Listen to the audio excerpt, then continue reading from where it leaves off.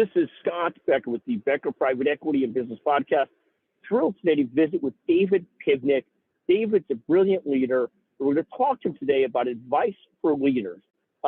David, let me do this. You've worked with lots of different leaders. You've led teams yourself. You see leaders out there, whether it's in the executive suite, with clients or the presidents, all these different people that are in leadership capacities. When you think about leadership, what makes sense to you, or how would you advise somebody? Let's say one of your daughter or one of your sons wants to be a leader. What would you sort of tell them about leadership? Sure. Great question, Scott. And thank you, as always, for having me on. I think the first thing that I would communicate to one of my kids or anyone else when talking about leadership is the importance of respect. I think it's important on all angles of being a leader. I think it's important as a leader to be respected and to act in a way that warrants and earns respect.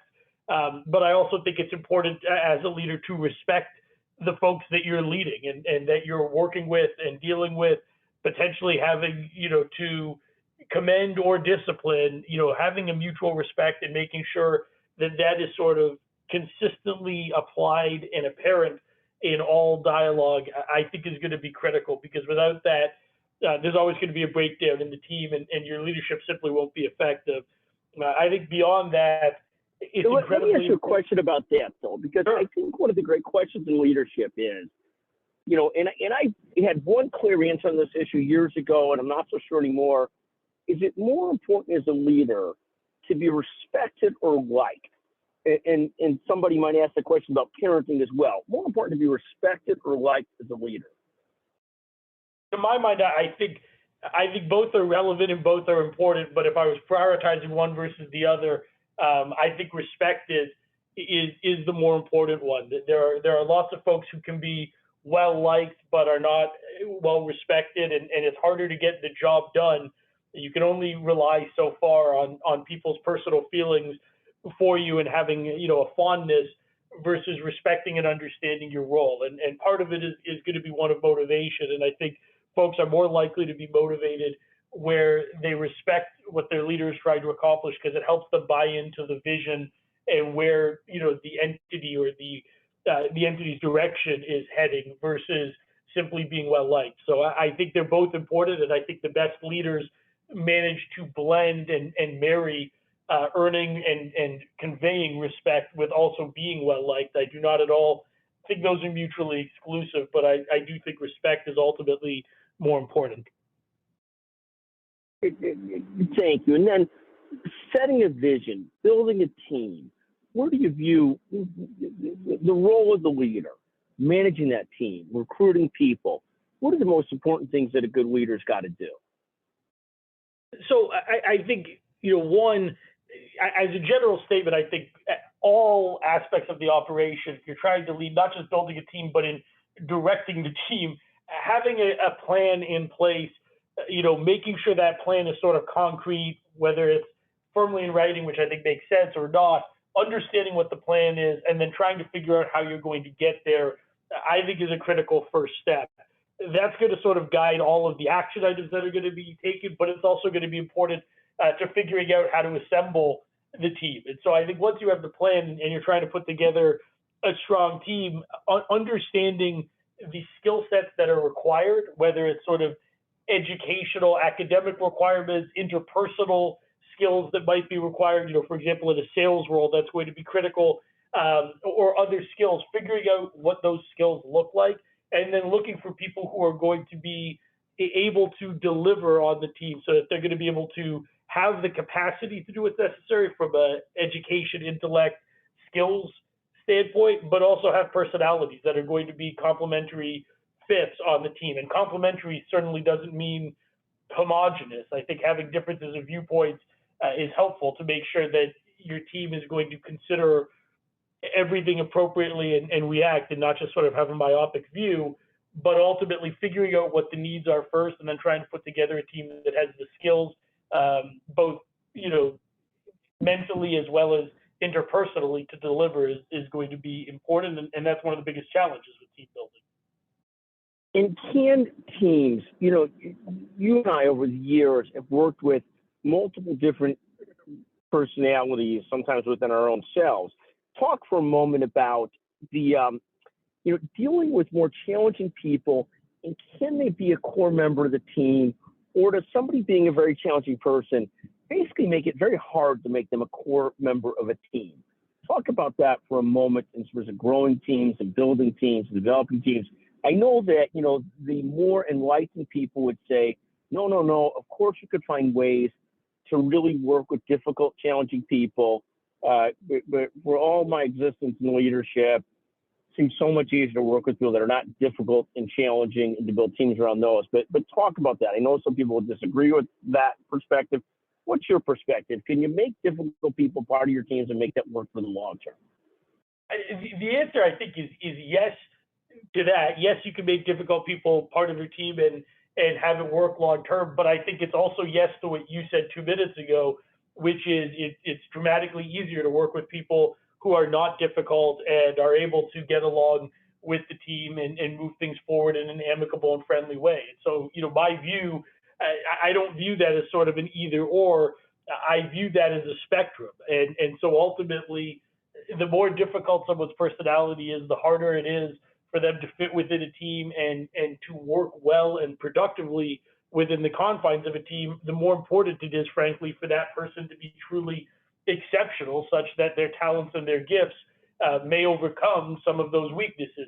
And conversely, folks who are incredibly well liked, that might be a head start in terms of how they fit within a team. So maybe it gives them a bit more grace on the skill side, but they still ultimately need to be productive members of the team. So I've always viewed it as not one or the other, but rather trying to find the right blend and mix of talents. And ideally, you're going to find the most talented person who also is an absolute pleasure to work with. But I don't think that has to be the case. I think folks who are a little bit more difficult but are talented absolutely have a place that could fit well on a team. And it's more than a function of ensuring that the risk or the cost there is sort of worth the reward of what they bring to the team. Well, but I think your point is so well taken on it that it's really not binary. It's really not one or the other. It's somebody's not absolutely difficult, so you can't work with them, and also somebody who's an absolute pleasure, they're not great at what they do. That's no good either. So your point of not being binary and building teams, evaluating people is so true. So think about the drive of the leader, the motivation of the leader. How we see so many leaders that have to deal with so many personalities, and there's no way around the fact that it's a time-consuming job to really manage and work with so many personalities, and make sure the mission's going in the right direction, strategy going in the right direction. Does being a leader will require a tremendous amount of energy and drive, or can you segment the job some so somebody else is dealing with some of those things so it's not so overwhelming? There's these great studies that show, the term of a CEO should be no more than 8 to 10 years, because by that point they're burnt out on it because it requires so much energy. Is there a way to do this without so much energy and drive to be a great leader? I don't think there's a way to do it well. I think there's a significant time and mental and emotional commitment that's required, not just to do great things and to accomplish things individually, but to then add the team element. There isn't a way to do that well without understanding the interpersonal dynamics of the team, helping to manage those and helping to relate to people on a one-to-one basis to help move them forward. So ultimately, there are ways to delegate, there are ways to try and reduce the stress and the effort level. But ultimately, as you're sitting there and working in a structure where the buck ultimately stops with you and you've got people relying on you, you've got not just the pressures of delivering the quality work product, the quality output, hitting targets that are expected, but also of managing the team to get there. So it's going to be inherently trickier than just being a cog on the wheel. That's why often there are higher rewards with leadership positions, but I don't think there's a way to sort of separate out the stress so much as figuring out the ways, as part of your role as leader, figure out ways to effectively manage your team and put other people in positions where they can not only succeed, but ultimately in succeeding, hopefully take some of the things off your plate as well. And let me ask you this question about CEO pay. One of the great debates in our nation is CEO pay versus average worker pay. I've got a perspective on it because I've seen great CEOs, I've seen poor CEOs. I find that a great CEO is worth his or her weight in gold, but often a bad CEO gets paid just as well as a great CEO. So that's where I really get concerned. But you have this debate about CEO pay versus employee pay. Any thoughts on that? What's your take on that? And any thoughts on that? I don't think there's a right answer. I think there's a person-dependent answer. To me, you hit the nail on the head. If you've got a CEO who drives tremendous value to the organization, who understands the organization's mission, culture, objectives, and how to get there, and then can help motivate people to do that, that's going to be tremendously valuable. And I think it's hard to compare that value to any number of other people who are working at much more discrete roles, all of which are also important, but don't have the entire package, which drives the higher compensation. I think on the other hand, if you have a person who's a bad fit for the organization or a bad fit for the goals of the organization, frankly, the CEO could very much end up being a negative value driver, and not only should they not be paid a lot more, but they shouldn't really be getting paid at all, and that's usually when folks get removed. So I think ultimately the answer is, I can understand someone, a commentator looking at it and saying, geez, why does a CEO make 10 times as much as worker X?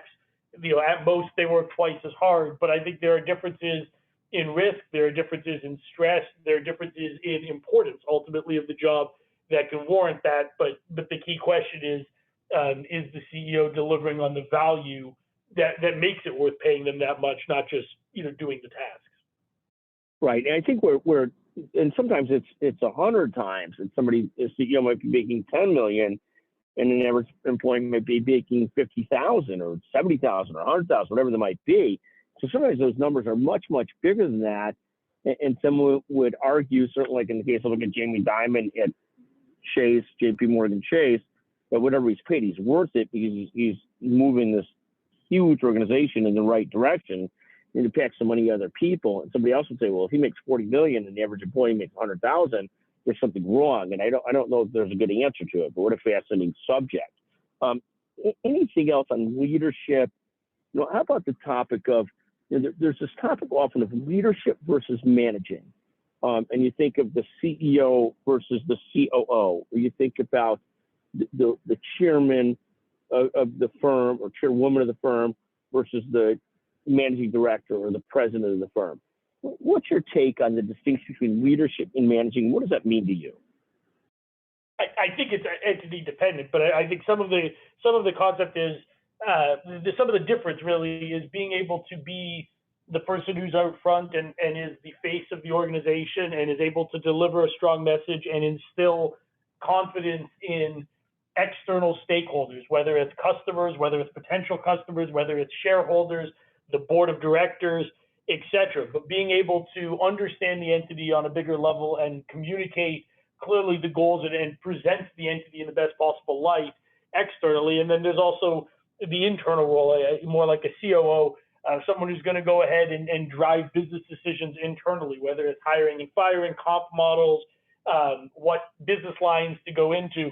And it's not to say that those things are entirely separate, because obviously there's crossover where folks in each of those roles is sort of performing in the other functions. But I think at a general level, that's the main distinction that I see is sort of managing the external perception in business relationships versus ensuring that things are proceeding smoothly internally. But would you also look at the chairperson, the ultimate leader, is also inspiring internal, setting direction internal? Would you look at those characteristics as well and sort of then put the management of that at the president level or the COO level? I think that, as I said, there's crossover between those roles. So I think certainly, a CEO is going to have roles internally that they're driving things along those lines. So, internal management and strategy. But I think more, as I said, at a macro level, I think it's different facing aspects of the position. Thank you. One more question. It's leaders, born or made. You've worked with so many leaders. I've worked with so many leaders. So many of them, to me, often came out of the womb as the kind of person who was, a leader of this in high school, leader of this in college, leader of this throughout their life. When I think about some of the people that you and I have worked with together, so many of the great leaders were sort of always that way. It seemed like they might have had to grow some, they might have had to mature some, they might have had to, develop some of the different aspects of that leadership personality. But so many of them seem like they were just natural born leaders and then become complete leaders in different categories. But the flip side is, can a leader be made versus born? What are your thoughts on that? I think that a leader can be made. I think there are innate traits that the best leaders have that are hard to teach. The ability to listen and understand, the ability to communicate thoughts effectively, the ability to inspire people through speech. Those are skills that are not easily taught. They're skills that people, I think, largely grow up with and have or don't. But I think they can all be refined. And then I think there are some leaders who, whether it's through force of personality, sheer force of will, unmatched intelligence, are able to command enough respect and get the job done as an effective leader, even if they don't necessarily have all of those innate traits, or they can hone them because they've got the intelligence, both intellectually and emotionally, to do so. But I think clearly there are elements that are innate and that make it far easier, to be an effective leader based on the skill set that you start with. David, I want to thank you for joining us today on the Becker Private Equity and Business Podcast. Just a pleasure to talk about leadership and management. Phenomenal. I'll ask Grace, our magnificent producer, Grace Keller, to release this podcast in the next day or two, so people hopefully can listen to it this weekend. But again, David Pivnick, partner, leader at McGuireWoods, brilliant lawyer. Thank you for joining us today. Thank you for having me, Scott.